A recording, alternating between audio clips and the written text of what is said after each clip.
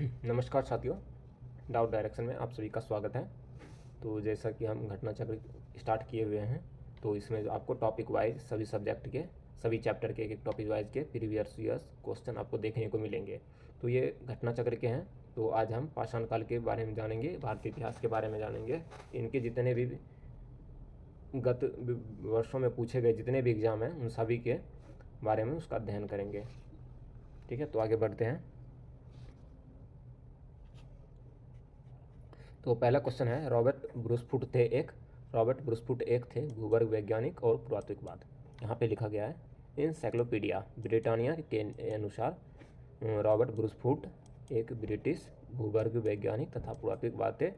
Geological सर्वे के संदर्भ Robert Bruce Foote ने 1863 में भारतीय पाषाणकालीन बस्तियों के अन्वेषण की शुरुआत की। तो पाषाणकालीन बस्तियों की सर्वप्रथम शुरुआत रॉबर्ट ब्रूसफुट ने ही किया था, तो इसलिए इसे कहा जाता है भूगर्भ वैज्ञानिक तथा पुरातत्वविद थे रॉबर्ट ब्रूसफुट। तो चलिए आगे बढ़ते हैं। सेकेंड क्वेश्चन है कि कॉपहैगन संग्रहालय की सामग्री से पाषाण, कांस्य और लोह युग का त्रियुगीय विभाजन किया था। पूछ रहा है, कॉपहैगन संग्रहालय की सामग्री से पाषाण काल, कांस्य युग और लोह युग को त्रियुगीय विभाजन किसने किया था? तो यह थॉमसन ने किया था। ठीक है, तो कॉपहैगन का क्या है? तो कॉपहैगन डेनमार्क की राजधानी है। तो कॉपहैगन संग्रहालय में 1818 से लेकर 1820 के एक आयोग की रिपोर्ट के अनुसार सामग्री के आधार पर जो पाषाण काल से जो सामग्री मिली है और कांस्य युग से जो सामग्री मिली और लोह युग से जो सामग्री मिली है, इन तीनों का त्रियुगीय विभाजन क्रिश्चियन जॉर्गेनियस थॉमसन ने किया था। तो थॉमसन ने किया था इसका विभाजन 1836 ईस्वी में। लेकिन आपसे क्वेश्चन सिर्फ यही पूछा जाएगा, कॉपहैगन संग्रहालय कहाँ पे है? तो वो यहाँ डेनमार्क में है। और इसका त्रियुगीय विभाजन किसने किया था? तो वो थॉमसन ने किया था। आगे बढ़ते हैं अब। उत्खनन प्रमाणों के अनुसार पशुपालन का प्रारंभ कब हुआ था? तो पशुपालन का प्रारंभ हुआ था मध्य पाषाण काल में। ठीक है, तो मध्य पाषाण काल के अंतिम चरणों में पशुपालन के साक्ष्य प्राप्त हुए हैं। अब क्वेश्चन पूछ सकता है कि पशुपालन के साक्ष्य कहाँ से प्राप्त हुए हैं? तो पशुपालन के साक्ष्य देखिए कहाँ से प्राप्त हुए। भारत में आदमगढ़ से प्राप्त हुए हैं पशुपालन के साक्ष्य, तथा बागोर, ये जो राजस्थान में पड़ते हैं। ठीक है, मध्य प्रदेश से प्राप्त हुए थे आदमगढ़ से, और दूसरा क्या है, राजस्थान से प्राप्त हुए हैं। ठीक है,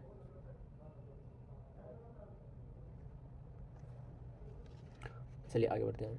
मध्य पाषाणिक प्रसंग में पशुपालन के साक्ष्य कहाँ से मिले हैं? देखिए, अगर बागोर होता तो वो भी दे देते हैं लेकिन आदमगढ़ है। ठीक है, तो आदमगढ़ ऑप्शन में बागोर नहीं है तो आदमगढ़ हो जाएगा। अगर बागोर रहेगा और आदमगढ़ रहेगा तो दोनों हो जाएगा। ठीक है, इन दोनों में कन्फ्यूजन नहीं होना है। निम्नलिखित में से किस स्थल से हड्डी के उपकरण प्राप्त हुए हैं? तो हड्डी के उपकरण कहाँ से प्राप्त हुए हैं? तो देखिए, एक तो मधा है, ठीक है, दूसरा है सरायनहर। ठीक है, अब देखिए क्या बोलता है क्वेश्चन। मध्य पाषाणिक कालीन मधा, जो कि उत्तर प्रदेश के प्रतापगढ़ जिले में स्थित है, से बड़ी मात्रा में हड्डी एवं सींग के निर्मित उपकरण प्राप्त हुए हैं। ठीक है, और G.R. शर्मा ने मधा में 3 क्षेत्रों का उल्लेख किया है। ठीक है, जो झील, बूचरखाना, ये सब उतना इम्पोर्टेंट नहीं है, बट आप यहाँ से ध्यान देखिए, हड्डी एवं सींग के निर्मित उपकरण एवं आभूषण ये मधा से तो प्राप्त हुए हैं, लेकिन यहाँ पे देखिए सरायनहर से भी अल्प मात्रा में हड्डी के उपकरण प्राप्त हुए हैं। कहने का मतलब क्या है कि जो मधा से तो प्राप्त हुए ही हैं, लेकिन कुछ थोड़ी मात्रा में सरायनहर से भी प्राप्त हुए हैं। तो ये दोनों क्वेश्चन बन सकता है। क्वेश्चन अगर एग्जाम में पूछा गया तो मधा भी हो सकता है और सरायनहर भी हो सकता है। तो ये दो चीज़ें ध्यान दीजिएगा। हड्डी से निर्मित आभूषण भारत में मध्य पाषाण काल के संदर्भ में प्राप्त हुए हैं। अब देखिए, हड्डी से निर्मित, तो हड्डी से निर्मित अगर उपकरण पूछा जाए तो हड्डी कहाँ से मिला था सर्वप्रथम? तो आपको याद होगा, एक था सरायनहर, एक था मधा। ठीक है, तो यहाँ पे देखिए ऑप्शन सरायनहर है, एक मधा है। तो आप यहाँ पे देखिए ए और बी दोनों हो जाएगा। ठीक है, आगे बढ़ते हैं। अब आगे क्वेश्चन क्या है, एक ही कब्र से 3 मानव कंकाल के साक्ष्य निकले। एक ही कब्र से 3 मानव कंकाल के साक्ष्य कहाँ से निकले हैं? तो ये हो जाएगा, क्या होगा आपका ऑप्शन, दमदमा हो जाएगा। सरायनहर से तो हड्डी के उपकरण मिले थे, मधा से भी अलानगंज तो हो नहीं सकता है, तो दमदमा ही होगा ना। तो आगे बढ़िए। देखिए क्या है, मध्य गंगा घाटी के प्रतापगढ़ जिले में स्थित सराय नहर और मधा तथा दमदमा, ये तीन चीज़ हमेशा याद रखिए।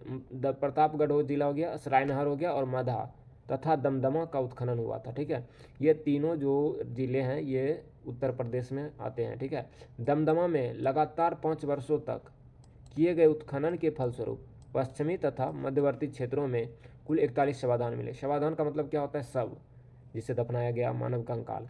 41 मानव कंकाल मिले थे। इसमें से इन समाधानों में से 5 समाधान युगल समाधान थे, मतलब जोड़े थे पांचों के, कहीं पे 2-2 थे। लेकिन एक समाधान में 3 मानव कंकाल के एक साथ दफनाए गए। तो यहाँ पे 5 में तो युगल समाधान थे, 2 जोड़े समाधान थे। लेकिन एक जगह ऐसा भी था जहाँ पे 3 मानव कंकाल दफनाए गए थे। तो 3 मानव कंकाल कहाँ से दफनाए गए थे, तो माधा से, दमदमा से, सॉरी। चलिए आगे बढ़ते हैं अब।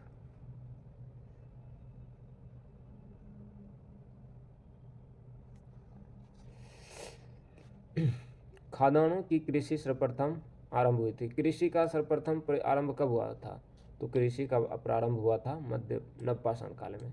ठीक है, देखिए कृषि का पशुपालन की शुरुआत हुई थी वो मध्य पाषाण काल से हुई थी, लेकिन कृषि की जो शुरुआत हुई थी वो नवपाषाण काल से हुई थी। ठीक है, यहाँ देखिए खादानों का उत्पादन सर्वप्रथम नवपाषाण काल में हुआ था। यह वही समय है जब मनुष्य कृषि कर्म से परिचित हुआ था।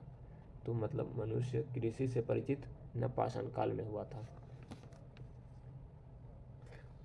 आगे देखते हैं, भारत में मानव का सर्वप्रथम साक्ष्य कहाँ मिलता है।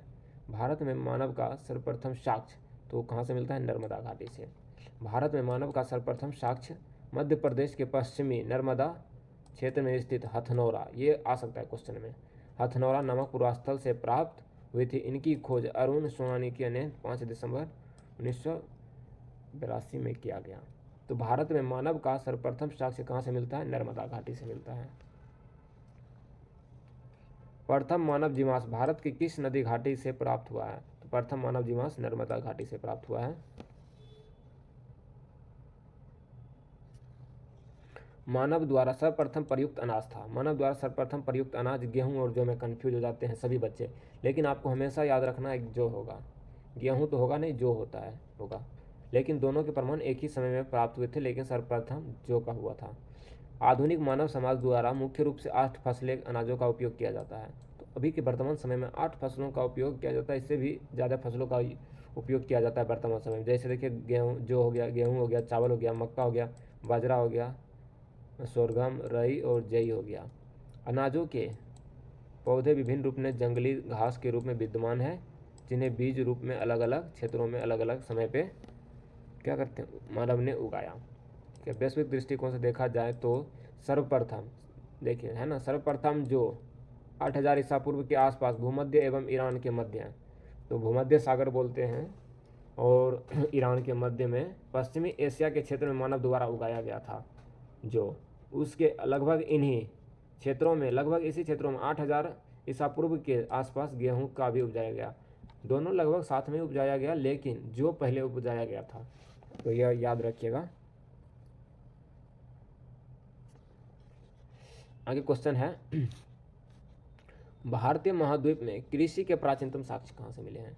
भारतीय महाद्वीप में कृषि के प्राचीनतम साक्ष्य लहुरा देव से प्राप्त हुए हैं। देखिए जब भारत आज़ाद हुआ था तो भारत और पाकिस्तान पहले एक साथ हुआ करता था, तो कहीं कहीं आपको मेहरगढ़ भी आ सकता है, कहीं कहीं लहुरा देव भी आ जाएगा, लेकिन दोनों में बहुत ज़्यादा अंतर है। अभी मैं आपको बता देता हूँ। देखिए नवीनतम खोजों के आधार पर भारतीय उपमहाद्वीप में प्राचीनतम कृषि के साक्ष्य वाला स्थल उत्तर प्रदेश के संत कबीर नगर में स्थित लहुरा देव है। ठीक है, यहाँ से 8000 से लेकर 7000 ईसा पूर्व के बीच चावल के साक्ष्य प्राप्त हुए थे। उल्लेखनीय यह है कि नवीनतम खोजों के पूर्व, ठीक है, जब भारत और पाकिस्तान एक हुआ करते थे उस टाइम प्राचीनतम कृषि साक्ष्य वाला स्थल मेहरगढ़ था। ठीक है, अब तो वो पाकिस्तान में चला गया। अगर भारत में पूछा जाए तो वो क्या होगा, लहुरा देव। अगर लहुरा देव नहीं होगा तो मेहरगढ़ होगा, मेहरगढ़ नहीं होगा तो लहुरा देव होगा। यही 2 स्थल से चावल के साक्ष्य प्राप्त हुए हैं। ठीक है, आगे बढ़ते हैं। अब भारतीय महाद्वीप में कृषि के प्राचीनतम साक्ष्य कहाँ से प्राप्त हुए थे, लहुरा देव और मेहरगढ़ याद रखिए। लहुरा देव देखिए नहीं है ना, तो क्या हो जाएगा, मेहरगढ़, समझे। अब देखिए भारतीय महाद्वीप में कृषि के प्राचीनतम साक्ष्य वाला कहाँ से प्राप्त हुए हैं, तो देखिए लहुरा देव इसमें भी नहीं है, तो क्या हो जाएगा, मेहरगढ़ हो जाएगा। नवपाषाण युग में भारतीय महाद्वीप के उत्तर पश्चिमी क्षेत्र में निम्नलिखित में से किस स्थान पर कृषि के अभ्युदय के प्रारंभिक प्रमाण प्राप्त हुए हैं, तो ये भी देखिए कृषि के अभ्युदय प्रारंभिक प्रमाण तो मेहरगढ़ से ही प्राप्त हुआ है।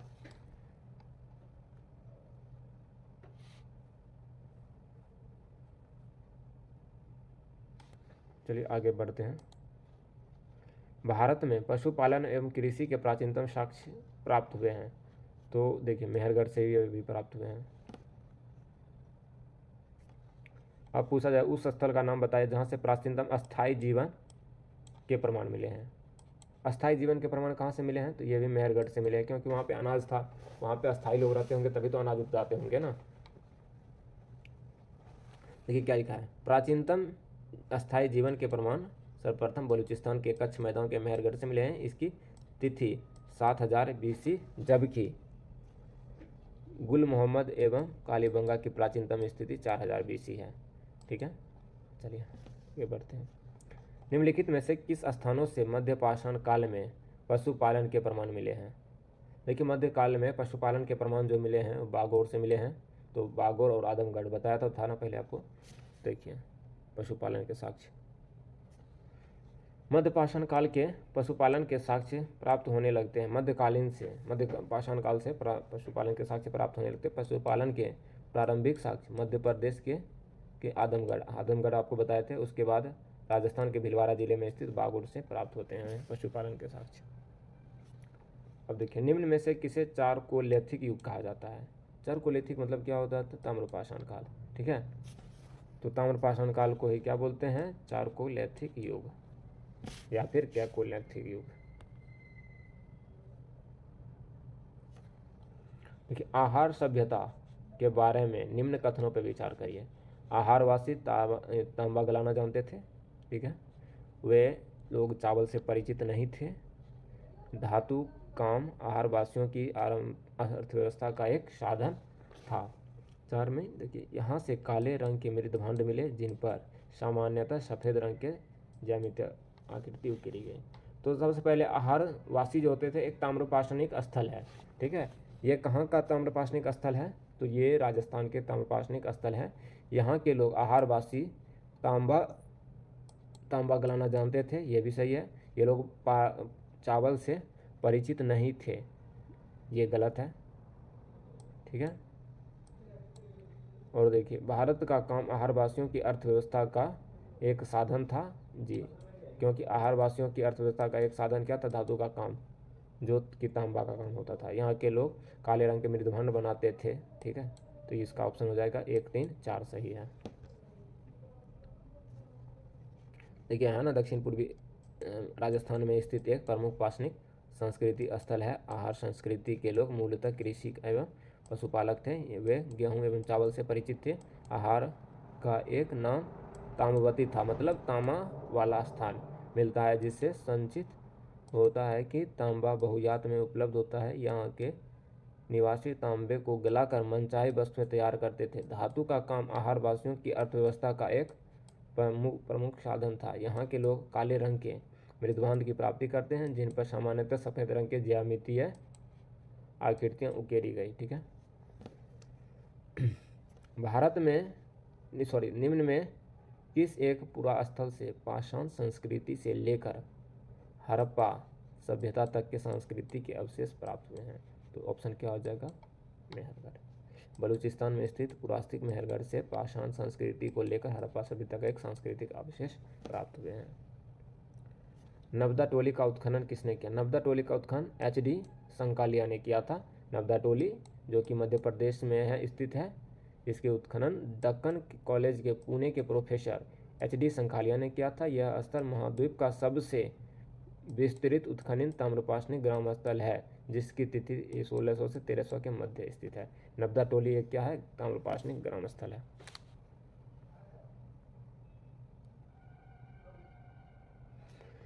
आगे बढ़ते हैं। नब्दा टोली किस राज्य में अवस्थित है। नब्दा टोली मध्य प्रदेश में अवस्थित है।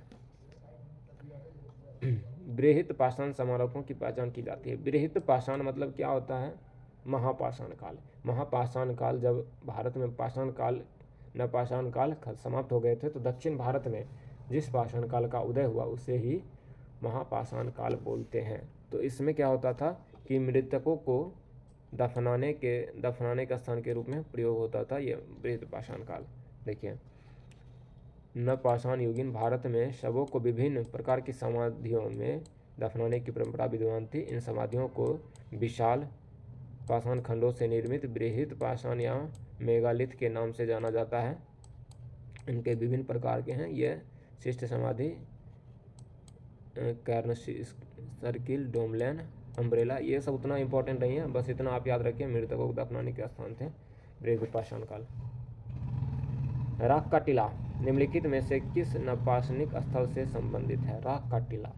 राख का टीला किस संगन कल्लू स्थल से संबंधित है? कर्नाटक में मैसूर के पास बेल्लारी जनपद में स्थित संगन कल्लू नामक स्थान नवपाषाणिक कालीन पुरास्थल से राख के टीले के प्राप्त हुए हैं।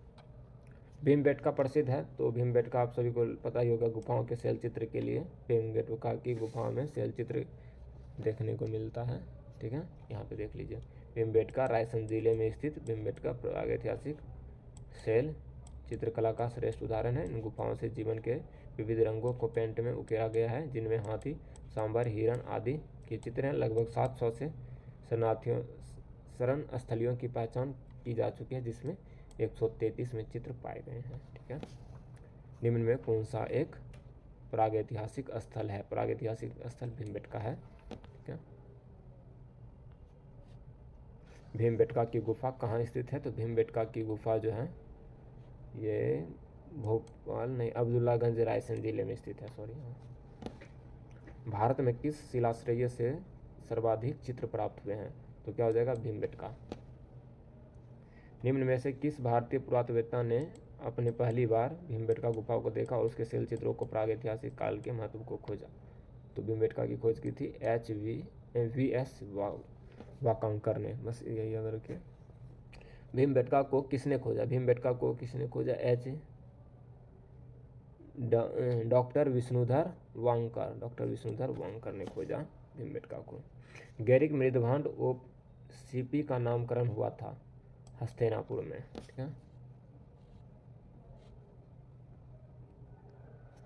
देखिए हस्तिनापुर में हुआ था। ये गंगा यमुना दोआब का मतलब होता है दो नदियों के बीच वाला स्थान। ठीक है, सांस्कृतिक परंपरा संभवतः उस संस्कृति के साथ शुरू होता है जिसने अपने अत्यंत विशिष्ट मृदभांड के नमूने के कारण गेरुवर्णी गैरिक मृदभांड को OCP बोला जाता है, जिसमें बीबी लाल ने 1951 में हस्तिनापुर में सर्वप्रथम गैरिक मृदभांड प्राप्त किया था। यहीं उसका नामकरण हुआ। तो देखिए यहाँ पे समझिए, 1951 में हस्तिनापुर में जो है ना उन्होंने गैरिक मृदभांड प्राप्त किया था और वहीं पे उसका नाम रख दिया। ताम्रपाषाण काल में महाराष्ट्र के लोग मृतकों को घर के फर्श के नीचे किस तरह रखते थे? तो ये हो जाएगा उत्तर से दक्षिण की ओर रखते थे। ठीक है, अभी भी आजकल के समय में देखते होंगे जो लोग मृतक रहते हैं उसे उत्तर से दक्षिण की ओर रखा जाता है। तो ये कहाँ से प्राप्त हुए थे? महाराष्ट्र के ताम्रपाषाणिक स्थल कालीन जौरव संस्कृति के नेवासा, तेमाबाद, कटलेरी ये प्राप्त हुए थे। मृतकों को नीचे दफनाए जाने के साक्ष्य मिले हैं। टीक की हड्डियाँ और उसमें तांबे की कुछ वस्तुएं भी प्राप्त हुए हैं। निम्नलिखित में से किस स्थल से मानव कंकाल के साथ कुत्ते का भी प्रमाण मिला है? तो ये बुर्जहोम से प्राप्त हुए थे, मानव के साथ दफनाए जाने के प्रमाण, है ना। जम्मू कश्मीर एवं श्रीनगर के निकट उत्तर पश्चिम में स्थित बुर्जहोम के नवपाषाणिक अवस्था में मानव कंकाल के साथ कुत्ते का कंकाल भी दफनाया गया, मतलब समाधान प्राप्त हुए हैं। और यहाँ से गर्तावास यानी गड्ढे के घर भी की प्रमुख विशेषता है। निम्नलिखित में से किस स्थान पर मानव के साथ कुत्ते को दफनाया गया? तो वो क्या है? बुर्जहोम। गर्तावास के साक्ष्य प्राप्त हुए हैं तो बुर्जहोम से। देखिए, भारतीय पुरातत्विक सर्वेक्षण निम्नलिखित में विभागों के मंत्रालय में किसका संलग्न कार्यालय है? क्या हो जाएगा? संस्कृति।